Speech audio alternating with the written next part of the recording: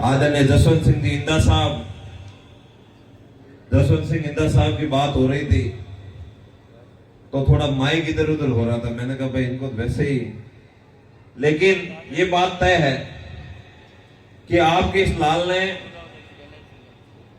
हर जगह पर अपनी मजबूत उपस्थिति दर्ज करवाई। स्थितियां पक्ष में हो तो हर कोई साथ चल जाता है। जब स्थितियां विपक्ष में हो, सारी की सारी कठिनाइयों ने अपने ऊपर डेरा डाल रखा हो, उस समय उन तमाम परिस्थितियों से लड़ते हुए अगर कोई आगे बढ़े और वही आपके गांव का बेटा हो, आपकी इस माटी में जन्म लिया हो, तो हमारा नैतिक धर्म बनता है कि उस भाई के साथ मजबूती से खड़ा होकर उन तमाम परिस्थितियों से एक जाजम पर आकर लड़ना चाहिए। तमाम विराजित अतिथिगण, गांव से पधारे पिता तुल्य बुजुर्ग, मातृशक्ति, युवा साथी और विराजित इस विद्यालय के नौनिहाल और आने वाले कल के देश के भविष्य, आप सभी को आपके भाई थान सिंह डोली की ओर से बहुत सारा नमस्कार, बहुत सारा प्यार, बहुत सारी आपको शुभकामनाएं। अभी हमारे बीच में मोती सिंह जी जोधा पधारे हैं, आपका भी बहुत बहुत स्वागत है। मैं करूं आप हृदय को स्वागत, मेजबान बनियो।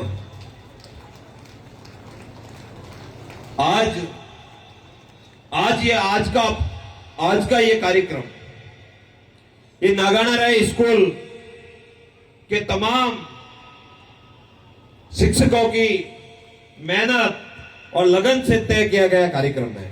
इस कार्यक्रम में जिस हिसाब से प्रस्तुतियां दी जा रही थी, वाकई हमें यह लग रहा है कि विद्यालय शिक्षा के साथ साथ अनुशासन और विद्यार्थी के सर्वांगीण विकास को कैसे किया जाए, इस पर आपने खूब सारा कार्य किया है, खूब सारा परिश्रम किया है, तब जाकर अनुशासन से कार्यक्रम का आयोजन किया जाता है।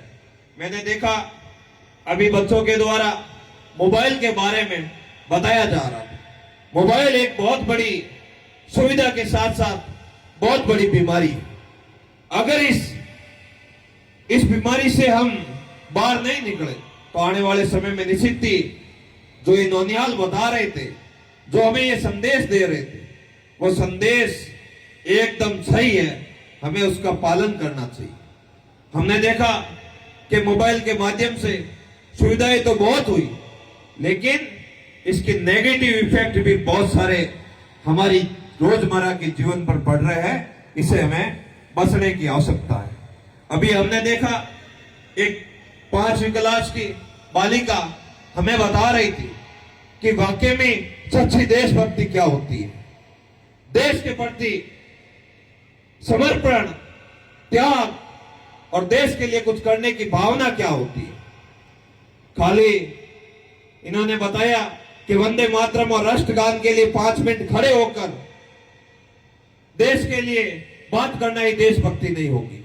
देशभक्ति तब सार्थक होगी, साबित होगी, जब हम सही मायनों में बिना कोई भेदभाव के, बिना कोई द्वेष भाव के सबको साथ में लेकर सबके हित की बात करेंगे और भारत का विकास कैसे हो इसकी बात करेंगे, तब जाकर सच्ची देशभक्ति सार्थक होगी। मैं इस गुड़िया के जज्बे को सलाम करता हूं, इसकी भावनाओं का सम्मान करता हूं, इसके हौसले को सलाम करता हूं। वाकई आपने हम सबके शब्द जो थे वो आपने पहले ही सामने रख दिए।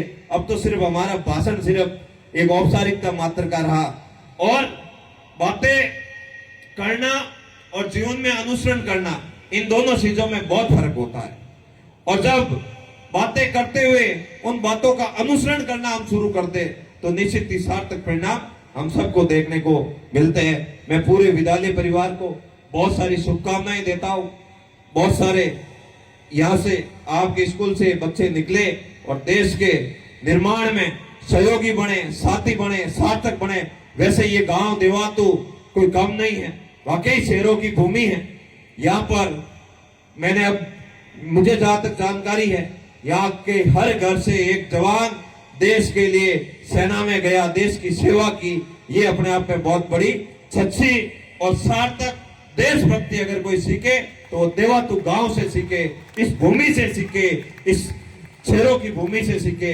यही आप सबने देश के लिए, हमारे क्षेत्र के लिए और हम सबको ये बताया कि सच्ची देशभक्ति क्या होती है, देश की सेवा क्या होती है।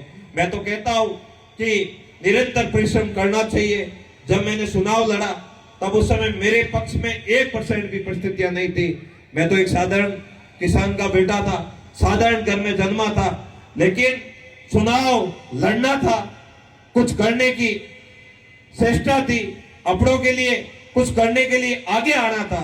लेकिन आगे कौन आने देता? आपको पता है, एक बार हम किसी को कुछ बना दे, वार्ड पंच भी बना दे, तो भी वो स्थायी यही समझता है कि वार्ड पंच हमेशा हमेशा के लिए मैं ही रहूं, कोई दूसरा यहां आना नहीं चाहिए। लेकिन आपके भाई ने, आपके इस बेटे ने बड़ी मेहनत से तीसरे मोर्चे को सुना और तीसरे मोर्चे से चुनाव भी लड़ा। नया था, स्थितियां पक्ष में नहीं रही, चुनाव हार गया, लेकिन हौसले नहीं हार सकते, उम्मीदें नहीं हार सकती, सेवा का संकल्प नहीं हार सकता। जब आपका उद्देश्य, आपका विजन अगर क्लियर है, आपके अंदर सेवा का भाव है, आपके अंदर अपने लोगों के लिए काम करने की शक्ति है, तो आपको आगे बढ़ने से कोई नहीं रोक सकता। उसी दिन से हमने तय किया कि जब तक हमारे लोगों के, हमारे अपनों के हकों के लिए हम आगे आकर काम नहीं करेंगे, उनके हकों की रक्षा के लिए हम खड़े नहीं होंगे, तब तक नए लोगों को, नए युवाओं को, नए अपनों को मौका नहीं मिलेगा।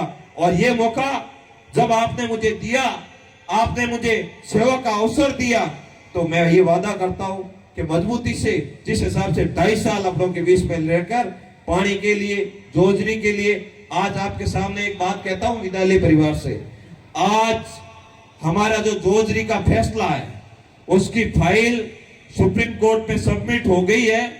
और ये सरस्वती माता के मंदिर से मेरे लिए बहुत बड़ी खुशखबरी भी है, क्योंकि पिछले 2.5-3 साल से हम लोगों ने जो हमारी भूमि को बसाने के लिए, हमारी मातृभूमि को बसाने के लिए, हमारे पर्यावरण को बसाने के लिए, हमारी खेजड़ी को बसाने के लिए, हमारे हिरण को बचाने के लिए, हमारी जैव विविधता को बचाने के लिए जो संघर्ष किया, वो संघर्ष धीरे धीरे देश की सर्वोच्च अदालत में पहुंचा। यही आपने हमें सिखाया है, यही मंत्र हमारे बुजुर्गों से सीखा है, यही मंत्र हमारी इस माटी से सीखा है, और यही मंत्र इन विद्यार्थियों से मैं निवेदन करता हूं, अपने माइंड में रखना, अपने विचार में रखना। निश्चित ही देश के लिए आप बहुत बड़ा करोगे। और हमारे पूर्वजों ने भी हमें यही सीख दी है, यही आचरण करने के लिए हमें हमेशा ज्ञान दिया गया है। आप सबका बहुत बहुत धन्यवाद। आपने बुलाया, आपने हमें बुलाकर जो मान सम्मान, लाड कोड प्यार किया, इसके लिए आपका भाई हमेशा आपका आभारी रहेगा। बहुत बहुत धन्यवाद। पुनः आपको सफल आयोजन की बहुत बहुत शुभकामनाएं। धन्यवाद।